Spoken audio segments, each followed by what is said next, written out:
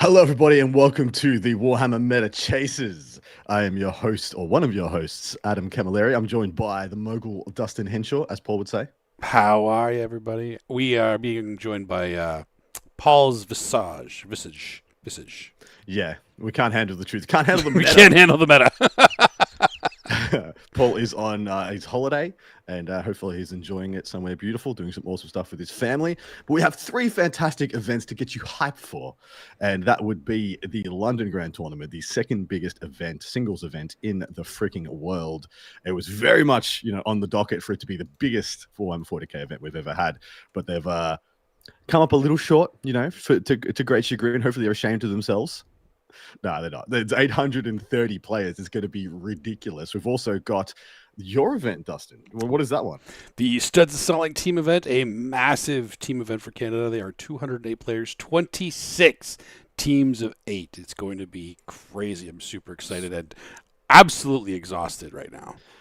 The 8-player team event's really taking off the world over, which we love to see because it is the perfect number for the pairings to be massively impactful and for everyone to just get deep dove into their list constructions, their army makeup, their team makeup, which I bet you're going to see in the faction breakdown of that event because it's very different than what I was expecting. It's very different. And then lastly, we have the Flying Monkey Kong, 125 players, I believe, a 6-rounder over in Wichita, Kansas.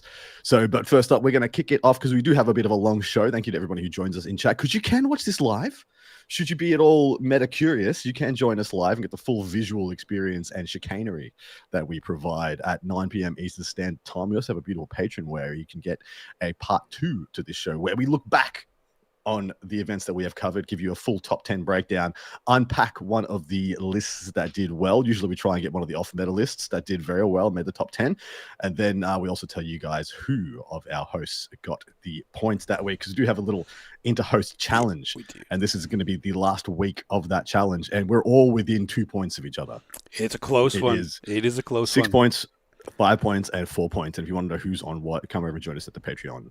That'll be all over screen right now. But let's jump into the LG freaking T, one of the keystone events of the calendar year from London, of course, England. 831 players, 10 rounds. What are we going to see there, my man? We will be seeing 3 Imperial agents. I have not said this yet, so there we go. 3 Imperial agents. Pure Imperial agents. Mad lads. 45 Sisters of Battle, 30 Custodes, 18 Admechs, 46 Astra Militarum, 35 Grey Knights, 20 Imperial Knights, Space Marines, 42 Adeptus Astartes, 35 Dark Angels, 22 Space Wolves, 39 Blood Angels, 22 Black Templar. Chaos, there's 50 Chaos Space Marines, 36 T-Sons, 45 Death Guard, 45 World Leaders, 33 Demons, and 10 Chaos Knights. Xenos, there's 56 Necrons, 36 Orcs, 35 Tau, 28 Votan. Wow, that's a big number for them. Yeah. Highmind, there's 45 Tyranids. Yes. 15 G's to the cult. I love it. Eldari, there's 26 Drukhari and 34 Eldari, meaning the faction podium is Necrons, topping off this big LGT with 56. Chaos Space Marines not too far behind them with 50. Then Astra Militarum next to them with 46. And then Nids, World Eaters, Death Guard, and Sisters all tied at 45 representation. And then Adeptus Astartes at 42. Now, with 830 players, it is very unusual to have so many.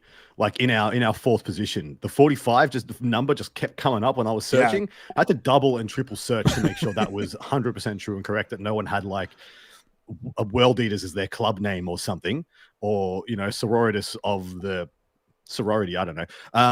And just to make sure they were all 45, because I thought that was absolutely bizarre that we could have 4 on 45 in 800 players. That's crazy. But is anything on that faction podium interesting to you? There's a couple things that are interesting to me. One, the fact that Imperial Knights are doubling Chaos Knights. Neither one of them in huge representation, but I always thought that the Chaos Knights were the more popular ones. But here we are. Well, with the addition of Imperial Agents, also, I think they took... Well, yeah. So Chaos Knights could already go through walls, right? They could already go through walls. It wasn't a big deal for them. And they weren't playing big knights anyway. They're still not playing big knights anyway. So they're still not taking huge advantage of that change. Whereas Imperial Knights got a massive boost because every single Imperial Knights list at a minimum takes freaking Canis Rex. So at a just base level, like their army got like 20% better. So they're starting to, I believe, take over from Chaos Knights. And then when Imperial Knights players get very savvy with all the multitude of different wonky and amazing things Imperial agents can add to that army, There's so much I think they're stuff even in going to go. They're going to go to an even bigger level, which we will see represented in your event, my man, in Studs and Snotlings coming up soon. But we have a huge amount of. We have 4 lists to break down for different reasons. But before we jump over there, I wanted to denote the downturn in Thousand Suns representation here. So I would have expected Thousand Suns to make our podium in 1 through 5, somewhere in there. But they're actually on the downside. They're on 36. I would have expected them to be in the mid-40s. Yeah, with that many players, I don't know. Maybe they're just that's all the T-Suns players that can go to this event right now. Like, it's awesome. There are a lot of T-Suns players, and it's very popular. It is a very powerful faction. We know that. We've seen this multiple times. If you've watched or listened to the second part of our last show, you will know exactly how much they've been winning just last weekend alone. So it's not to say that they aren't strong. The drop in representation is.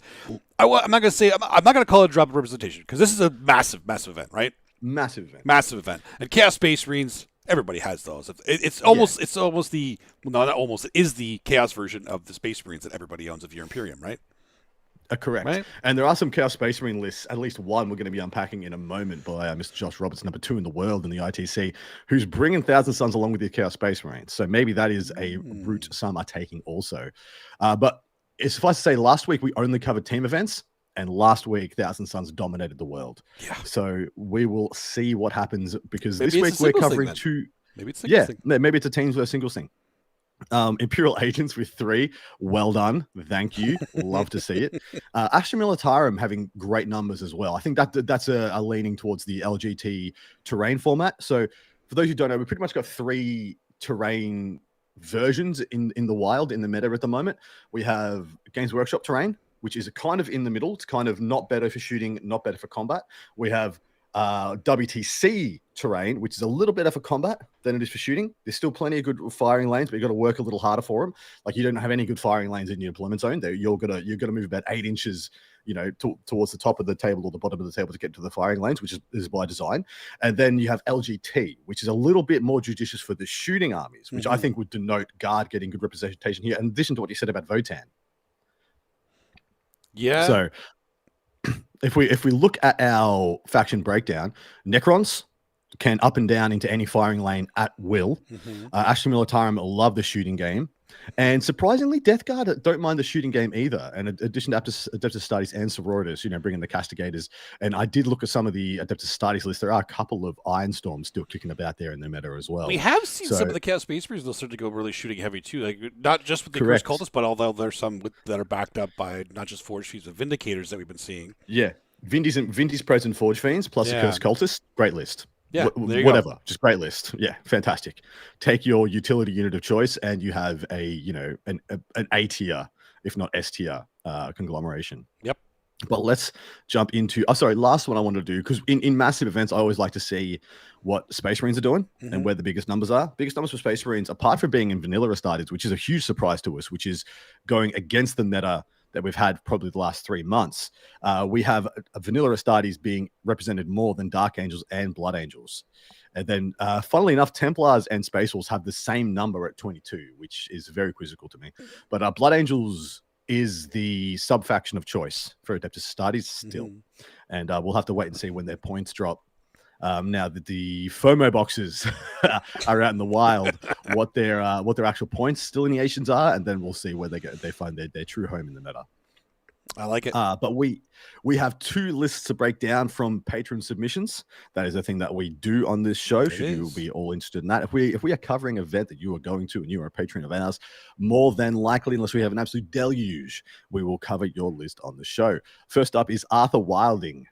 This is a mate of a Patreon. So a patron was like, look, you can cover my list on the show, but I've got a mate who would love it even more. And he sent us his name. And so Arthur Wilding, he's a mate of a Patreon, and he is playing Eldari Battle Host. Kicks it off with a Death Jester with Fate's Messenger, Vizark, and Yvrain, 10 Storm Guardians, a Wave Serpent, 5 Rangers, 2x5 Striking Scorpions, 2x5 Swooping Hawks, a big unit of Max Troop to go with Yvrain and the Vizark, 3x5 Warp Spiders, 10 Cabalites, Lilith, 3 Reavers, 2x5 Scourges, and a Venom. What do you make of that, brother? That is so much MSU, and I love it. I love Eldar MSU, and I love mixing both together, like the Dark Eldar and Eldar and Harlequin. This is everything. Yeah, the 2 units here that are missing for me, the 3rd unit of Scourges is not represented, which I think is extremely strong. But without the power from pain, it's hard to justify all of them, right? Like they're still good, exactly right. But it's hard to justify them without the power from pain. Well, I played against Drukhari this weekend, just gone with guard, and I just pop smoke versus him every time. And then Scourges are hitting on 5s, even with rerolls. You're like, well, sometimes I remember one time he got 1 hit with his Dark Lancers on 4 shots hitting on 5s rerolling. I'm like, oh, cool, all right, not a problem, because he was shooting at Rogel Dawn, so not a big deal. The 2x5 Striking Scorpions make absolute sense. 2x5 Swooping Hawks make absolute sense. So does the Troops. So do the Warp Spiders. And the only thing, so the thing I would scratch my head over is the 3rd Warp Spider unit over the 3rd Scourge unit, or the other unit that's missing here is Mandrakes. That's true. I would love to have seen 1 unit of Mandrakes in this, but apart from that, I think this list is bordering on perfection with one thing. Unless I've missed it, Lilith doesn't have a unit to join. So she's probably just hanging out in a Venom by herself with 5 Cabalites. Is that a good play in your mind, or is that a bit of a mistake? I do think that she wants to have at least 5 witches with her. Like she's still good, but she doesn't get her bonus, bro? Does she? Yeah, I feel like she doesn't get fights first, unless she can join Cabalites, which I did not think she could. I'm pretty sure she can't. Yeah, pretty sure she can't. But by herself, is the witch lady. By herself, she's just like kind of like a better solitaire, right? She is, for sure. Yeah, she absolutely is a better solitaire. Yeah, so she can just be used in that mode, which I don't dislike, but that was one thing that popped into my head. That like usually, we'd see 10 witches, they get broken up by the Venom, but I suppose in this case, it's much better to break up the Cabalites, so you have sticky objective opportunities.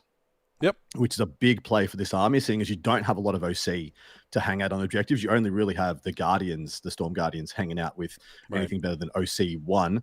So therefore, like you're holding your objectives with 5 OC most of the time. So Sticky's a really big play for this list, and I think Arthur's done a good job crafting this.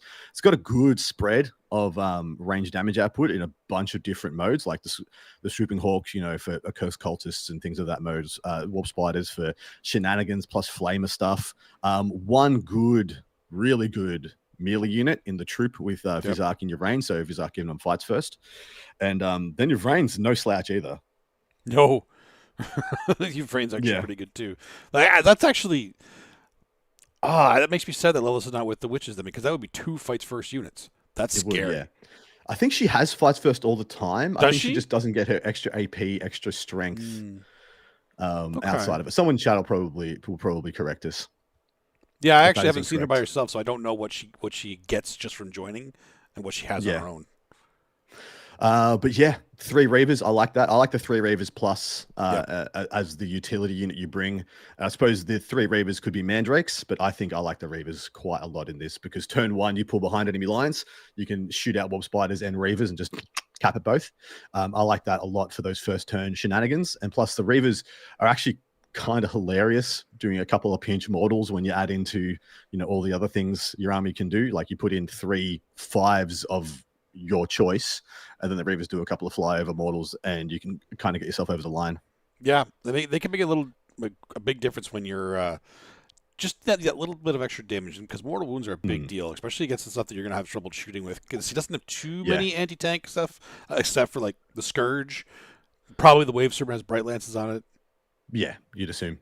But yeah, that is the things that make me worried about this. Like if you play against a 4 Sagittar double Hecaton Votan list, I'm not quite sure what you do. Yeah, well, you just try to outscore it, right? Avoid exactly right. You're actually just like, well, I'm not even going to try and kill your transports. I'm just going to mob them, charge them with nonsense, that kind of stuff. Yep. There's a lot of different plays. Yeah. Lilith has a fights first standard. So she loses the strength and AP. Okay, so it's not devastating then. That's not bad. She's got anti-infantry. She doesn't care. Yeah, she doesn't care. She doesn't care. She doesn't care. Depending on where you want to go into, that's just kind of beeline serve for what you're going to put her into. Yeah. So I like that a lot. The fact that she has fights first still, I think she's fantastic. And also she can play defense, sitting in your back line, just kind of, hiding in a nook or a cranny and just like offering up that potential heroic intervention nonsense. And I like that as well. Yeah. So yeah, good list by Arthur. Hopefully you enjoyed our review, and very much thank your mate, Heinrich, whose list we're doing next, because this was the good mate. This was the guy This who was was the like, good don't cover my list, cover Arthur's. We're And doing like, it anyway. You're too good a mate. I'm doing it anyway. So he is a patron of ours, and he threw up his mate to get the spotlight, but we had to do him too.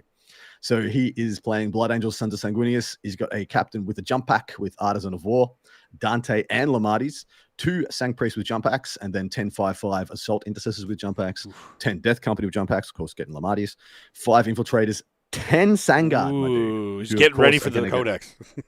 They're They're dropping him points. He knows it. He knows something we don't. But also four of those models are dropping off as well because they're in the 6 man. Of course, they'll go with Dante. They'll be -1 hit, -1 to wound, which is actually kind of sick with an Armor Contempt option there as well. 2x5 Scouts, 10 Vanguard Veterans who will get the second of the Sang Priests. The other one will go with the 10 Assault Intercessors, and then a Calidus Assassin. It's so much killy.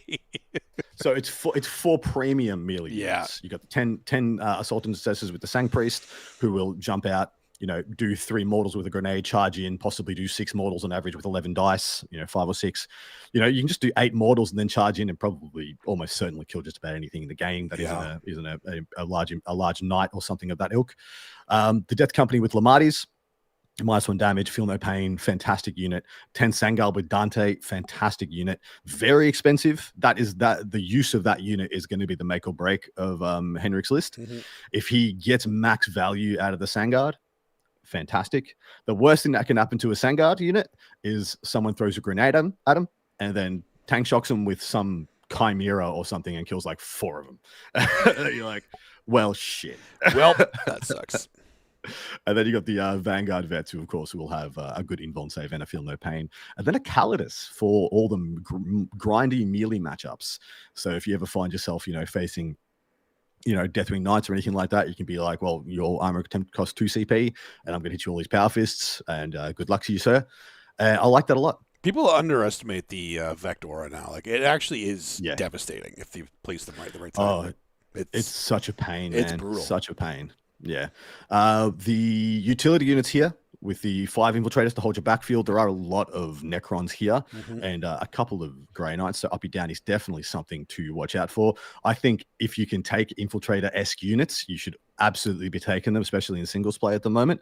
And 2x5 Scouts for his utility. That's probably enough, considering he's also got the 2x5 jump back intercessor. So 5 solid utility units, 2 of which go up and down. The other 2, move 12 inches and do some stuff. And 5 Infiltrators to either hold your backfield or zone out so you can take position in the front field.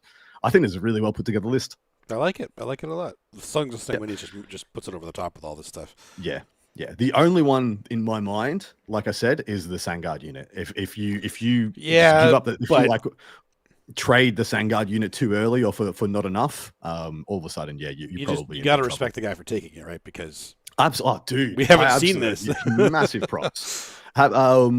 England's WTC list took, if I remember right, 110 of Sangard, or was it a couple of 5s of Sangard? I think it was. They were very. I think it was 2 5s, 1 5. They were very Sangard heavy for what I remember. They had 2x10 jump pack Death Company, and then if I remember right, they had either 2x5 or 10 and 5 Sangard. And so it could definitely be a England meta thing that's starting to take off over there. So absolutely agree. I do think there's a bunch of armies in the meta that Sangard just kind of giggle at.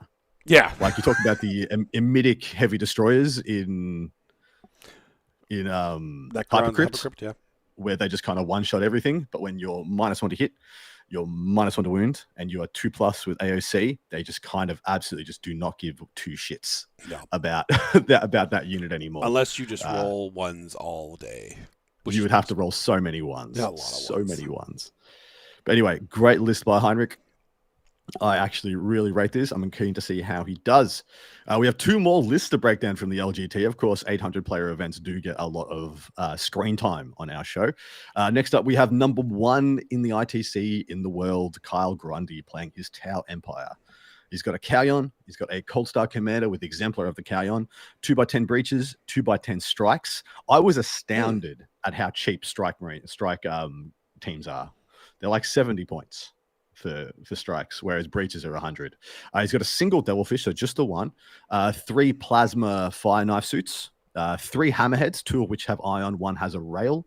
I do like that delineation as well. I like that being able just to threaten the one shot on transports, because at times transports can actually be a little bit hard to handle with some of these. Like you could all of a sudden you can find yourself shooting 3 riptides at a single transport. Yep, and sure. it's just such a waste of points. 10 Crute, 10 Pathfinders, triple riptides, all with ions, and then 3x3 stealth suits. Now Kyle has been I suppose the forerunner in the world at stating the claim for Kauyon still being an extremely powerful way to play the game. We've seen a huge uptick in retaliation cadre in the last couple of months, and before that, on release of the codex, it was Monkar everywhere. But Kyle's been pretty much slapping his hand on the table, being like, Kauyon is still fantastic.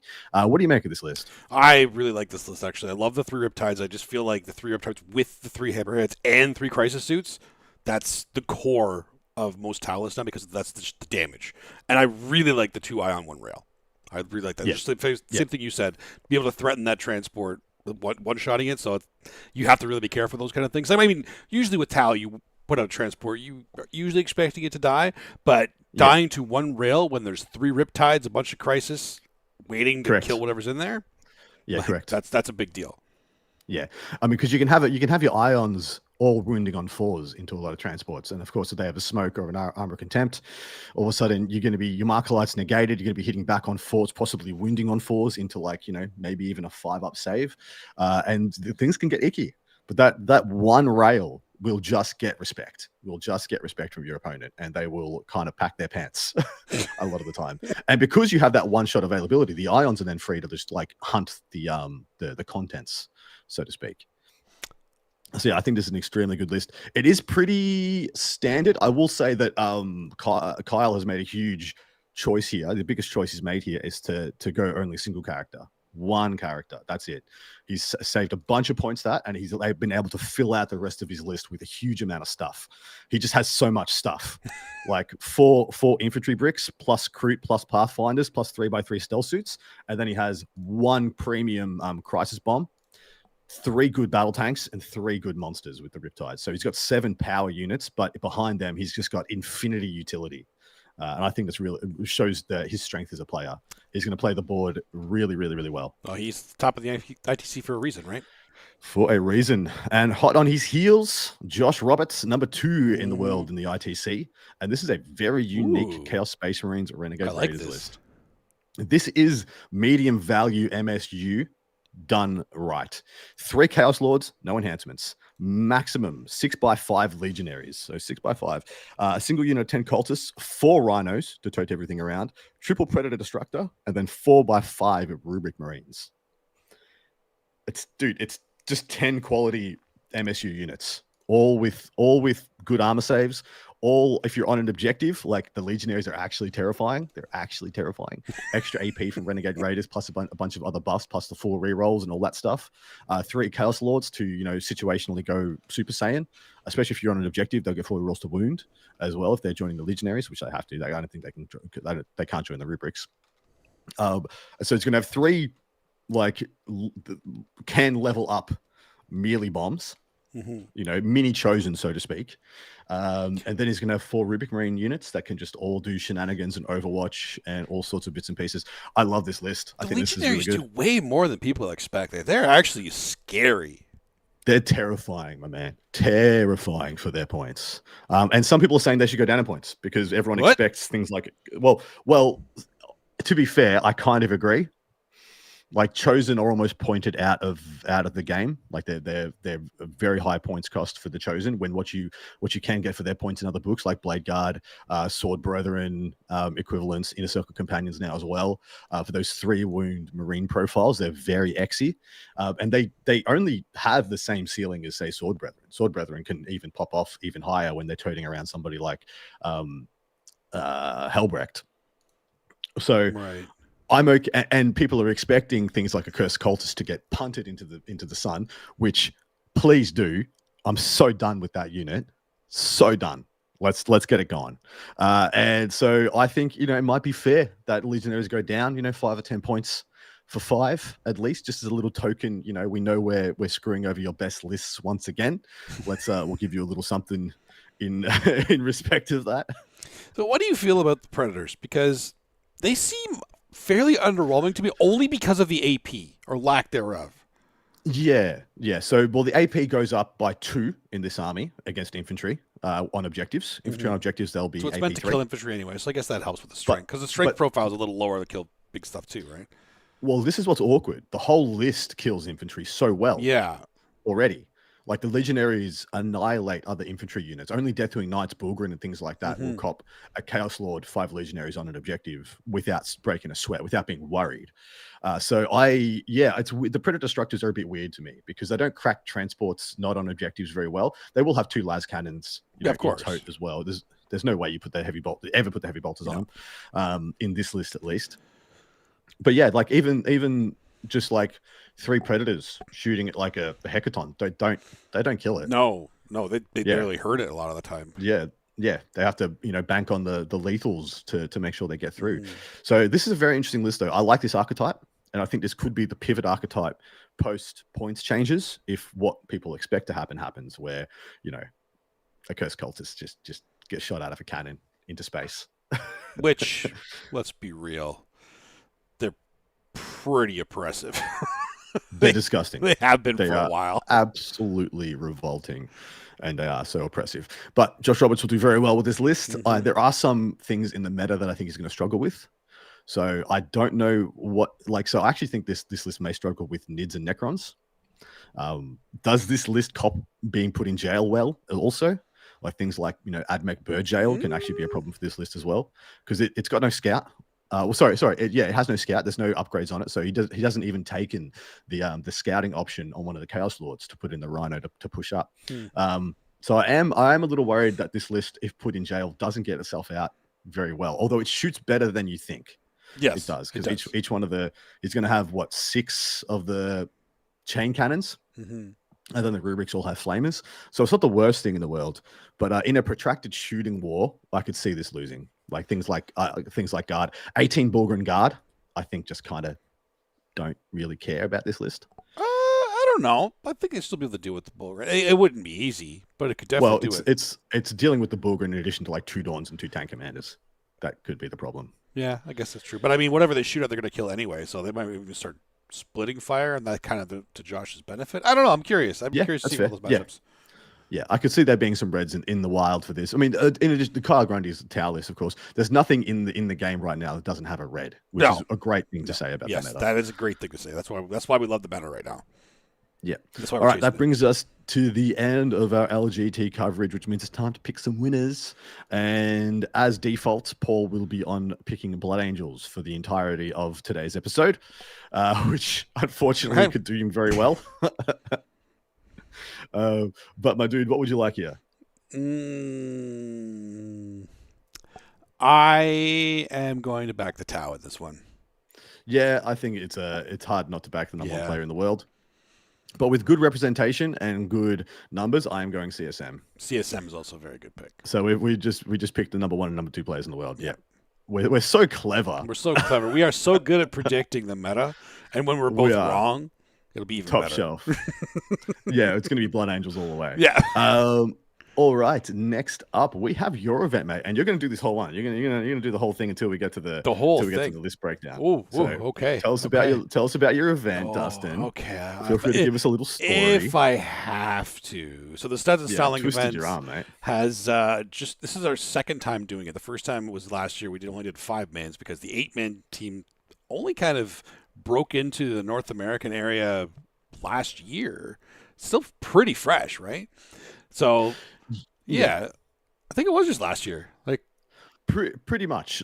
I mean, a player team events has been a thing in Australia and Europe, and that's it. And now it's just kind of exploding in the rest of the world. Yeah, and I'm all for it because I absolutely love teams event. Like you said earlier on, it's just it makes the pairing a lot better. It brings out more lists and more diversity in the teams that you're going to see. It's just pinnacle of 40K. I'm super excited for it. To expand upon that, when you have five armies to pick, you can just kind of pick the best armies. That's true, right? That's it. You got 4 best armies, and then your faction specialist on their thing that they're specially good at. You get to 8, and you got to start making some really hard choices and some decisions, and that makes all the difference. Yeah, which always super excited about because I love seeing new stuff and I love seeing things you would never see before, which we're seeing a lot more of now. That's why I love the 8-mans. But we have swapped over to 8-man, so this is our first time running an 8-man event, and it is massive. 208 players, 26 teams of 8, which is very large for Canada. I think that's usually, I think the max is like 20 teams of 8. That's usually what we're at. Like, I mean, I won't know. I don't know for sure, but this is kind of the biggest Canadian event that I've seen come up. I don't know. You'd probably know better, but there are some very large ones around here. I honestly don't pay attention as much to it because I love just going to them and finding out how big they all are. We are big. We're going to get bigger because we love this. Yeah, baby. Yeah, baby. So the max we can see from any number, any faction is 26. 26. You can only take each codex once, and that of course means Space Marines. You can only have one Space Marine of any delineation in your 8-pack. But take it away, mate. All right, let's go. So the Imperial Street faction, there are 10 Sisters of Battle, 7 Custodes, 4 Admech, 9 Astra Militarum, 10 Grey Knights, and 14 Imperial Knights. Space Marines, there's 3 Adeptus Astartes, 6 Dark Angels, 1 Space Wolf, 6 Blood Angels, and 4 Black Templar. Chaos, there's 11 Chaos Space Marines, 13 T-Suns, 13 Death Guard, 8 World Leaders, 8 Demons, and 9 Chaos Knights. Xenos, there's 13 Necrons, 9 Orcs, 13 Tau, 5 Votan. Hive Mind, there's 11 Tyranids and 2 Genius Cult. And no, I'm not playing in my own event, so these are 2 other people. Eldari is 7 Drukhari and 12 Ardari, meaning the faction podium is Imperial Knights topping it off with 14. And then Tau, Necrons, T-Suns, and Death Guard tied in second with 13, Eldari in third with 12, and then Tyranid CSM right behind them with 11, Grey Knights and Sororitas right behind them with 10. What do you think of our meta here, Adam? 10 factions making up the podium. Technically, Adeptus Astartes is number 1 with 20. Of course. I left it off just because we all just know that's the thing, yeah. And it's just not that interesting to see it at the top of every single one. To be fair, it is interesting to note that not every team took the Space Marine list. 6 teams did not take Adeptus Astartes in any form, which is very kind of spice. Because I'm always of the opinion when you have like 13 flavors of Space Marine that you can take. You gotta have somebody on your team that wants to play one of those, right? It kind of works. Yeah, one of them is going to be good enough to take in your 8-pack. Yeah. But surprise, 6 didn't. So 20 Adeptus Astartes in total. But dude, what Imperial Knights? Explain. Was this just some crazy Ontario meta thing? Tell us a story there. What's going on? Honestly, I couldn't tell you because it's the first time I've seen it. It surprised me, and I do know a lot of the guys have been taking both Chaos Knights and Imperial Knights now because what a coincidence! It's pretty cool, right? They work pretty well together. And again, you'll notice that there are no Imperial Agent solo in here. Well, yeah. Most of these Imperial Knights, like guaranteed, have Imperial Agents. Have Imperial Agents. Yeah, as they should. It's so very, very, very good. Taken in tandem. I will say, a lot of people paid attention to the WTC this year. Team Sweden played for the win in the last round versus Spain with double knights, and they did extremely well. They showed the world that is still a thing. You can still pin, pair, sandwich people in the pairings with double knights. And I think it's stupendously strong. And it's just speaking to what we were saying previously about Imperial Knights really being on the rise. Hell, I feel like playing Imperial Knights at the moment. I find them very exciting, very interesting play patterns and styles at the moment. Well, there you go. So you're getting the bug too. Just want to bowling ball Canis Rex into people. Just bowling ball Canis Rex. I feel like there should be like a bowling ball mode for that model because you should. In some games, that's what you do with them. Yeah, and you have to yell, "Oh yeah!" anytime Canis Rex goes over a wall. Oh yeah! Oh yeah! I really feel like you could have one of those clickers that just has voice lines on it. Usually we do that for WOGs being called, but we could do that for that. Yeah. Imperial Knights deserve it now as well. Okay, that's right. Dude, so technically 11 factions in the top 5, counting in, and that's pretty good for a 200-player event. Not super surprising. Tau, Necrons, T-Suns, and Death Guard all being in the silver position. 13 teams taking those is no surprise whatsoever.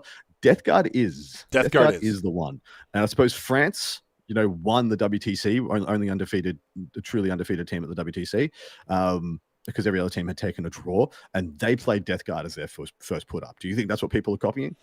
I think that definitely would help their decision to take them, right? Because if they're going to be successful and team events with the most winning team in WTC. Yeah. Feel like that's probably a good metric to go by, right?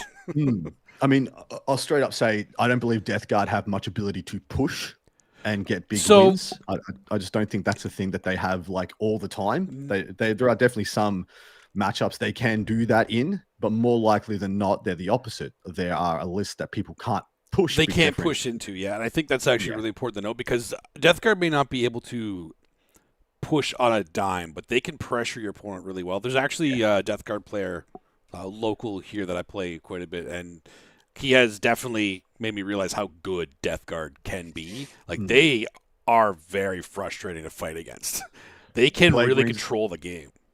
Plague Marines are still one of the premium infantry battle line units in the game. I played against 30 Blightlord Terminators last weekend. 30. That's 30 points per model, mate. That is a lot of Terminators. For a Blightlord Terminator. 30, my dude. It's a Blade Guard. So Blade Guard's 30 points. Blightlord Terminator's 30 points. That's not okay. That's not okay. I think it's totally okay. It's totally okay. I would love to go through all the Death Guard lists and just see how many have dropped Mortarion, because I 100% think you have to now. I think you do. Yeah, I don't think he's worth it. It doesn't do anything. There's too much other stuff you can take. Yeah, I find him so lukewarm when I should want to be impressed. Freaking Primarch. I should be like, that's scary. And then he can just be so disrespected. Like, he doesn't kill 5 intercessors half the time. Yeah. Anything else on that podium really surprised you? Great Tyranids numbers, very high Eldari numbers. So this goes against the trend we've seen in team events since WTC, where going into WTC, everyone was so sure their Eldar were going to crush it. Everyone was saying, all the Europeans, and I get to laugh at them now because I was right, they were wrong, even though they were right about everything else that I was wrong about. I got this one. You take it. I said Eldari will take the win and run. Eldari will disappoint at WTC, and they did. And in addition to that, people were saying Eldari was the second best team events in the world behind Thousand Suns. So the second best team list in the world behind Thousand Suns. And Thousand Suns were just so in a different league to them. If anything, probably Astra Militarum made their statement. If it wasn't Chaos Space Marines probably made their statement as the second best team event in the world, as in the Cursed Cultists. Yeah. But anything in your region that would, or feel free to like pontificate, what's the flavor of Ontario 40K, if there's anything to be represented there here? I can tell you that Eldari is very popular here. We have so many Eldari players, so it's not surprising to see that many of them playing it. And they're like, the Eldari players here are very good at Eldari, like very good. We have some of the best Eldari players in the country in Ontario, so seeing them play Eldari, like, so those numbers here don't really surprise me. The Drukhari numbers going up a little bit does surprise me a little bit. I know at least 3 faction specialists that are playing them right now that obviously are attending the event, but 7 is still more than I was expecting. Yeah, me too. Like we talked about, the Death Guard really surprises me. The Tau, like in terms of the actual faction itself, it doesn't surprise me that they're showing up on a podium, because Tau are incredible. I just didn't know there was that many Tau players around here. Well, sorry, I should have asked you before. What's the terrain? It's WTC. Oh, fantastic. Pure WTC. Yeah. I assumed it was going to be WTC. Yeah. WTC terrain formats are specifically built for 8-player teams. Yeah. So everything in there is designed to get the most out of the 8-player experience. And so, it makes a lot of sense to me. All right, moving on. We have one team to unpack. I've never heard of them, though. These are some stud or scrubs, as I've been informed, and their 8-pack consists. You picked my team. I'm not playing on it, but I was only able to pick your team because you went playing. Because I'm not playing. Yeah. If you're playing on it, we don't double down on that nepotism. We don't cover ourselves because it's a bit too much of a expletive. But they're not even here. Listen, they're all in the team chat right now. They're doing pairings right now. Good job, boys. I'm proud of you. That's nerds. That's good. But I have shorthand unpacked all 8 of the lists. So this is those lists in their entirety. I'm not doing I'm not cutting the utility units anymore. I'm adding the whole list in, but it's all in shorthand, so forgive me if you don't understand it. First up, we have a Grey Knights Teleport Strike Force. This list I really like in teams. Drago, Triple Librarian, one of which has a sigil, 10 5/5/5 Terminators, 5 Strikes, 2x5 Interceptors, 4 Servitors. That's it. It is Hideaway Grey Knights, uppy downy Hideaway. Yep. Very similar to Jack. It's the MSU version of Jack Harpster's it is list, for sure. Where he takes 10 2x10 Terminators, 1x10 Paladins, Mhm. and then just kind of characters and MSU. And he's shown that to be a very strong teams list. I think this is a version of that I think will also do very well. Next up, we have a Tau Kion list, 2 Fireblades, Shadow Sun, Cold Star Commander, and Enforcer Commander, 2 units of Breaches plus Devilfish, 3 Plasma Suits, 3 Fusion Suits. I know those are the Sunforged. I think the Plasma are the Fire Knives. I'm starting to figure those out. We have a single Ghost You Keel. do this every week, right? So eventually you'll get it. Eventually we all will. Yeah, I write in Plasma and Fusion because I feel like everyone will know what that is. Where if I say Fire Knife, half the audience is going to scratch their head. Single Ghost Keel, single Crutox Rider. Such a fan of the single Crutox Rider. 10 Pathfinders, a single Piranha, 3 Riptides, but only 3 Stealth Suits. Then we have Chaos Knights, Traitorous Lancer, 5 Brigands, 5 Carnivals, no allies because there's no room in that. You just get 10 littles, 1 big, and that's almost perfectly on the points. Then we have an Eldari Battle Host with an Autark Wayleaper, Death Jester, Farseer, Avatar, Corandrus, Fugan, and Solitaire. That's a lot of points for Eldar in characters, but they're all pretty good characters. 10 Guardians, 5 Fire Dragons, 5 Striking Scorpions, 5 Rangers, 5 Sweeping Hawks, 3 Shroud Runners, 2 Skyweavers, 2 Falcons, and a single D Cannon, I'm assuming to be the place you put all your fate dice. Then we have an Empress Children Chaos Space Marine Renegade Raiders list. Spicy. Cypher, 3 Dark Communes and Lucius, because you have to take him. 2x10 Cultists, 10 5/5 Noise Marines. I don't dislike Noise Marines. I think they're pretty good. I don't know if it's up to you whether they're better or worse than Legionaries in your chosen list, detachment, etc., etc. 2 Rhinos, maximum Accursed Cultists, of course, to go with the Dark Communes. 2x3 Bikers and 2 Predator Destructors. Then we have a Drakari list, which is a Sky Splinter Assault. This is Skari, so you just know this is going to be played extremely well. Double Archon, single Beast Pack, Lilith, 10 Kabalite Warriors, 10 Witches to go with Lilith, 2 Raiders and 2 Venoms, a quarter of the Archon to take one of the Archons, 2 single Chronos, a unit of 10 Incubi to get the other Archon, 2x5 Mandrakes, 2x5 Scourge, and 2 Void Raven Bombers. The Mad Lad. The absolute Mad Lad. The Mad Lad. Then we have 1,000 Suns, Cult of Magic, pretty much what you'd expect. Ahriman, an Exalted Sorcerer on disc. 2 Infernal Masters, Magnus, a Sorcerer, a Zangor Shaman, 4 units of 5 Rubrics, 10 Zangors, 2 Middleth Vortex Beasts, 2x10 Cultists. Pretty stock standard, exactly what you'd expect. And then lastly, the other Knights. We have the Imperial Knights, Noble Lance, Canis, Rex, and a Crusader, 3 Helverins, 3 Warglaves, an Eversaw, and a Calidus Assassin. And that is the 8-pack of Stud or Scrub.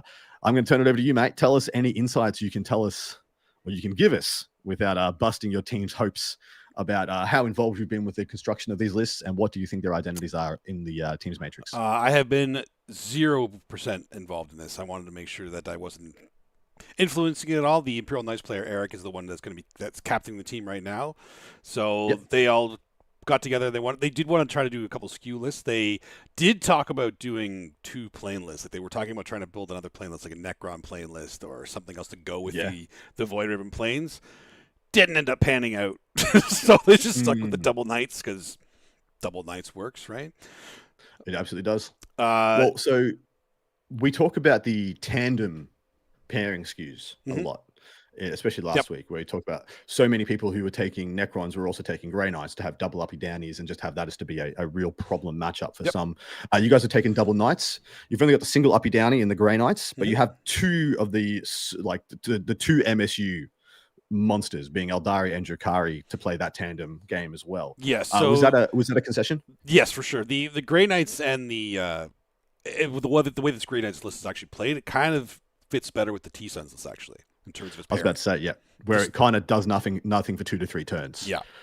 Similar to that. And then on turn 2 or turn 3, it'll just have like 10 Terminators with Drago just mollywop into one of your good units. Yeah, exactly. Then we have a couple like all-rounder lists too, like that Chaos Space Marines list that just plays against anything. It really does. That's what I saw. That's what I was seeing. I was seeing the CSM and the 1,000 Suns as being the 2 supreme team lists that can kind of just play anything. The Grey Knights I see as a very good first or second defender in the 8-pack, depending. And then the Imperial Knights just hunt a pin for whatever they put up first, whatever they put up second. If they just can't deal with Knights, congrats, here's 2 Knights.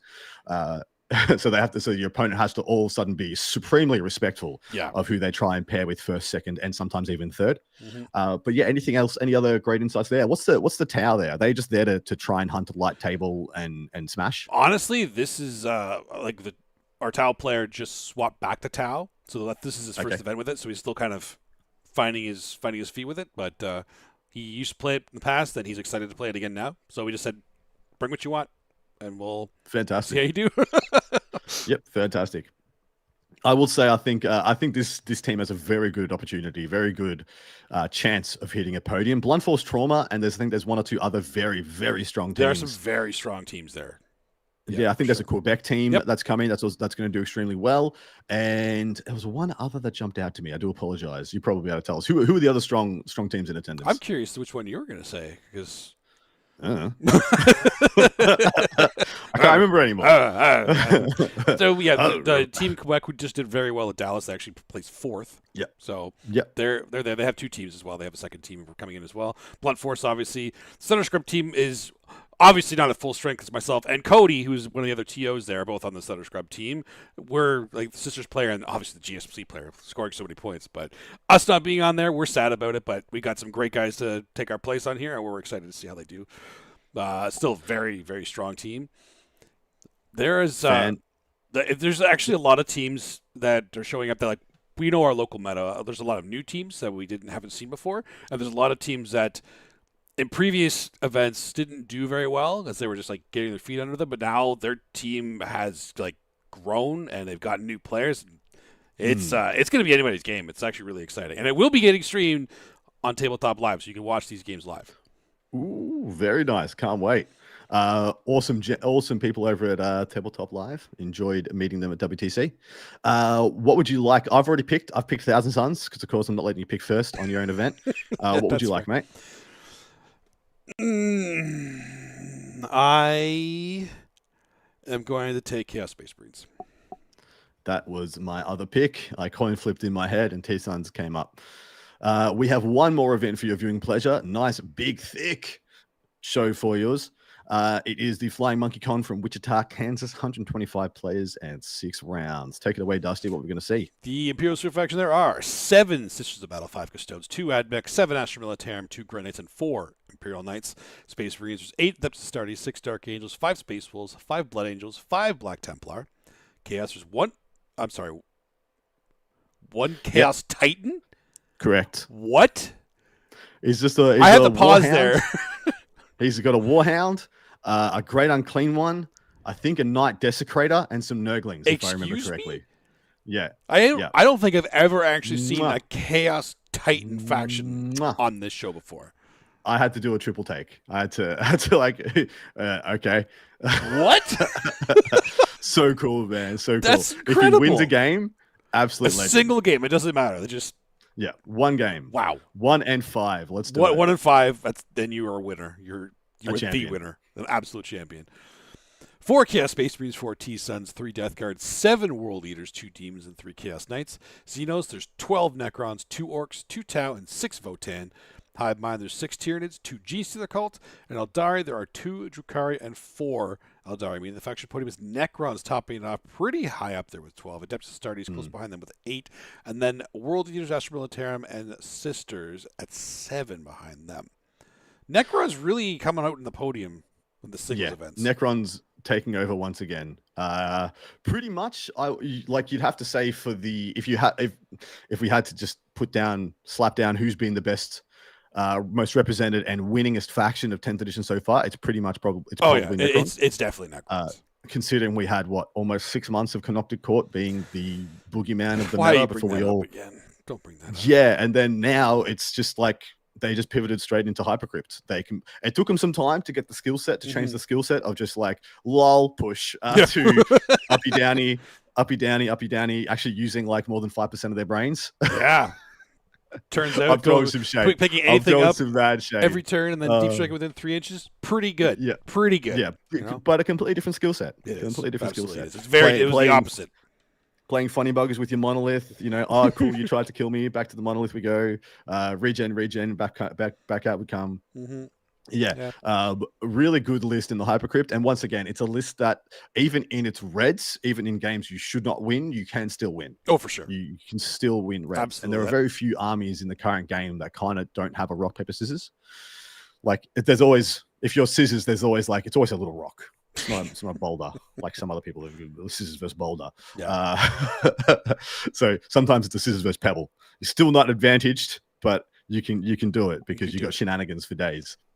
I like it. Or you take very, very good advantage of mistakes by your opponent. Yeah, maybe try to force them out with some of your movement and just making them make bad decisions.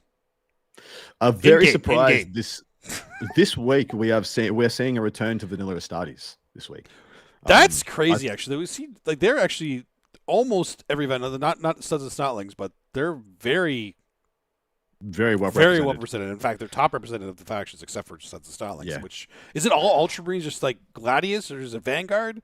Not Vanguard. There's it's most, so there's a bunch of Ultramarines Gladiuses. There's a couple of Firestorms, Salamander Firestorms, and there's actually some Ironstorms in there as well. It's actually some Ironstorms too. Yeah. So it's not even one thing. It's just everybody going, let's go back to vanilla. Well, in my mind, there's still a lot of people there just fluffy playing their no-two factions, which totally awesome. Absolutely. It's awesome to see those people out in droves attending, big events the world over. But right now, Vanilla Astartes have the worst win rate in the world, percentile-wise. And that would be because a lot of the time that's their people's first armies. Yeah, that's true. We got to take that result with a grain of salt, because we did see a very unique and, I got to say, mind-boggling Ultramarines Gladius win a top place at teams event in Spain last week. That's true. Where they just got 520s. Yeah.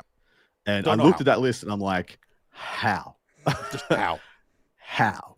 They had like 3 assault centurions and like 6. So I do really like the 6 blade guard plus Marnius. I actually quite like that. I think that list is that is kind of a cool unit that I'm interested in. Okay, yeah, I could be down with that one. But there's just better options. I have no other way to say it. But again, people bring in for the first time, going to their first event, or just getting some event experience. By all means, that's what we want. Get in here, have some fun. Adeptus Sororitas not making it higher than, I think, 3rd place in any of our. Yep, they were in 5th place in Stud or Snotling. And where were they in LGT? They were 4th place, so not better than 3rd place in representation in any of our events. Still represented. Well, over when you combine all the players from these 3 events, we're talking about almost 1,100 players, give or take, probably 1,130 or 40. And there's just actually not that many sister players when you break it all down. Well, I guess maybe it's because there's a lot of hobby work that goes into them. Actually, there's one sisters player at Studs and Stallings. His sister's army is pure chaos, like fully converted to chaos. It is gorgeous. It is amazing. But please give photos. Yes, for sure. Remind me when I'm there. I will definitely get photos of it. Keith, if you're watching, appreciate it. Respect, because wow, they ever look cool. All right, last list we're going to be breaking down for your viewing pleasure. This is Justin Moore, ranked 3rd in the ITC in the USA. We did have, I think, Kit Smith, who's also in the top 10 in the USA, but he was also playing Necrons and I couldn't be bothered. So Justin Moore's got a Hypercrypt Legion with a very unique build for Hypercrypt. We have seen this before, but I'm very excited to see how this does. Here, we have a Chronomancer with Dimensional Overseer, a Plasmancer with Arisen Tyrant, 2x20 Warriors, 2x5 Death Marks, Canoptic Reanimator, a Canoptic Spider, 2 DDAs, that being Doomsday Arcs, and 2 Monoliths. This is sick. I would like to play this list. This is awesome. You love the Warrior Bricks? I love the Warrior Bricks. I want the Warrior Bricks to be so good. I was so happy in 9th edition when Warrior Bricks were like amazing for like the first 6 months. They were phenomenal, and then they all just started getting picked up in one turn because everyone just decided we were going to smash Warriors. So what do you think in our armies? Why do you think they're going to be? Why do you think they're worth it at this point? So a couple of different reasons. I think they play a board control version of Hypercrypt that the other lists can't play. Okay. So there's pretty much nothing in Hypercrypt outside of 20 Warriors or 10 Lich Guard that's going to go onto a middle objective in some matchups and give you that primary score in the following command phase. So I think adding that to Hypercrypt is a very powerful thing you can do because it's the one kind of thing that they cannot do consistently. Where I have concerns is that with Black Tide, Promos Crusaders with the Cursed Cultists coming back into the meta strong. I'm worried they're going to get squished. That there's still so many things out here that can like one turn a unit of 20 warriors, even with they have a 5-up invulnerable save. And I believe they're going to be rotating because you only got one Chronomancer, so only one of them is going to have a 5-up invulnerable save. Right. Of the two of them. So one of them is going to be like playing kind of on the expansion, I believe. And then the other one's going to be out to the middle, score, beam back to the monolith, out to the middle, score, beam back to the monolith. That kind of stuff is how I see this playing. And then what I love about the 20 warriors is that there are very few armies that will one unit, like that will 1-for-1 the warriors. And so that forces things out into the open for the DDAs and the monoliths to start really popping off. I also love the fact that it's Hypercrit with no Catan. I've seen a lot more Hypercrit without Catan lately. Yeah. I usually see like a Nightbringer in pretty much all of this because he's busted. That's fair. He's the most powerful model per base size. like a 25 millimeter base. He's on a freaking 40, mate. He's on a 40. You can get a Terminator on a 40 or a Nightbringer on a 40. That's one of these things is not like the other. Correct. I should have said Terminator. I should have said like single Inceptor. Single Inceptor on a 40. But so a lot of the time you see like one Catan in with your Hypercrypt. Some people go 4 Catan Hypercrypt. But I think this brings a beautiful balance. The only thing it doesn't have is melee. Doesn't have any melee oomph. And this may be a concession to the terrain. We don't quite know what the terrain that Flying Monkey is going to be. But I love and I really want 20 warriors to be good. I really do. Really do. The only thing that I'm quizzical about is the single Chronomancer. There's, like I said, he's only got one unit that's going to have a 5-up invulnerable save. So the other unit's going to be so much easier to dunk on. Which makes me... looks of it, that's going to be this kill unit, right? Because it's Plasma Mancer has some Chronon 5s. So yeah. So he's got one unit to do damage, one unit to not die. Yeah, exactly. So I like the dichotomy. So yeah, I like that, and I really like 3-inch deep strike on 20 warriors. Yes, that is terrifying. Yeah, so it's very likely that the Chronomancer unit is the saturation unit, is the denial unit, whereas 20 warriors just get on a hard angle, smash a unit, you try and respond, they beam out, and you're back to regen a couple of times with the reanimator and just send them on back. Well, honestly, there's also that one little tech piece, like it looks odd in there with the Kinetic Spider, giving 6-up Feel No Pain to monoliths. And a repair, right? Repairs as well for D3? I don't know. Actually, I don't know if it does. I don't think someone in chat. I think it repairs scarabs. It repairs scarabs, not okay. Yeah. But it gives a 6-up Feel No Pain aura to the monoliths, I'm pretty sure, and like that really skews the math on a model with that many wounds. Really does. Really does. Especially when they got a 4-up invulnerable save. Yeah. It's very hard to think you can just dunk it. It gets very, very awkward. In saying that, there are some lists in here that will do very well, and there's some lists in here that won't do very well. I see this as being a anti-Sisters Necron list. Yeah. Actually, honestly, any MSU would actually struggle against this, ironically. I mean, dude, Eldar is Eldar nightmare. They can't kill the monoliths anyway. Yeah. Like, what are they going to? What are they going to do? They have to get the freaking avatar to go stab it to kill it. Yeah. You got to get through 40 warriors first. Yeah, no chance. So yeah, this thing will clown Eldar, unfortunately, and I do think Sisters will have some problems with it. If they don't, like 2x10 Seraphim Sisters probably don't have as much troubles. But if you only have a single Seraphim unit, and or you don't have any Seraphim, any of the big blocks of Seraphim at all, you actually just don't have a single unit that has enough shots to do anything meaningful to 20 warriors with a 5-up. Right. Yeah. So I think this is anti-Sisters if I had to guess.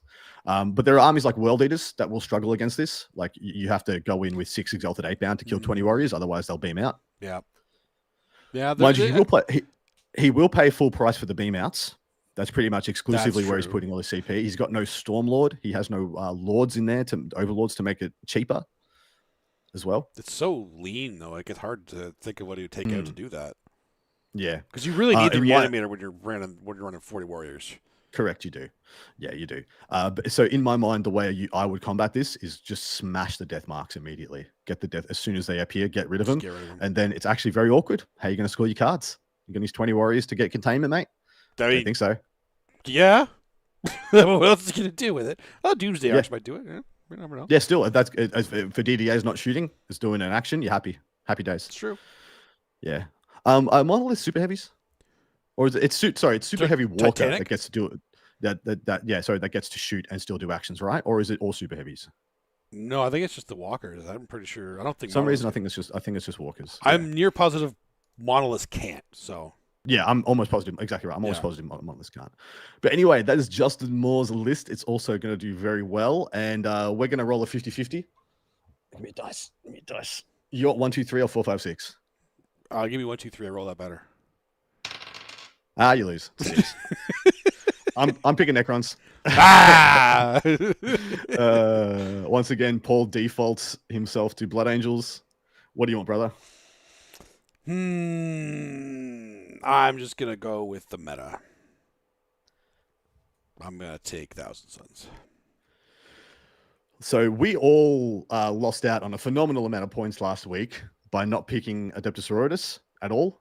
And once again, none of us picked Adeptus Sororitas. It's very interesting. What? This isn't a team event, though. One of them is a team event. True.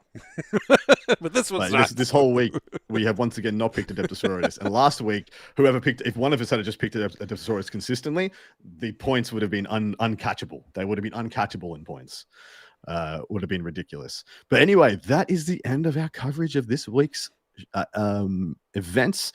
Hope you guys are super hype for all the amazing 40k glory that will be heaped upon some individuals this week, and hopefully everyone who's attending those events has an incredible time.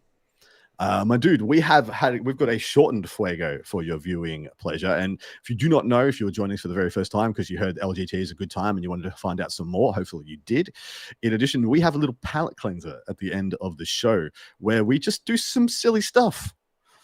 This week's theme was some answers TOs want, but I think we're going to be shelving that and waiting for our full panel of the meta. We're just going to do our 40k meme segment where I think Dustin will explain this segment to people.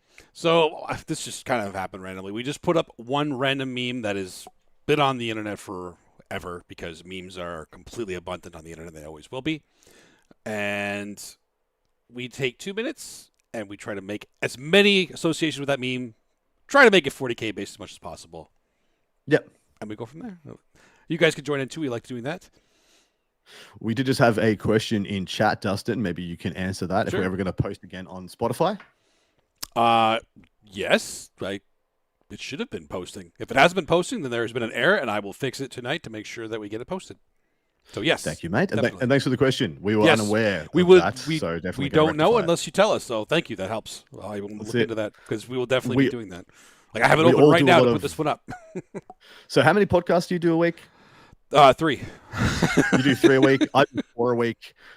Paul does 2 a week. We have a lot of balls in the air juggle wise. So we need some information from our audience. All right, mate. What's our meme? The meme for this week is the orangutan hitting the keyboard. If you haven't seen this meme, well, you have to watch the video of it. It's an orangutan banging on the keyboard and then face bombing, and it is the first time I ever saw this. I laughed so hard. I don't even remember what the caption on it was. I just thought it was funny. I loved it. So 2 minutes on the clock. So I will tell you, this happened to me last week when I played against Triple Beast Pack Drakari, and this was me directly after rolling for first turn and going second. I was like, roll. Ah, shit. Roll the 2.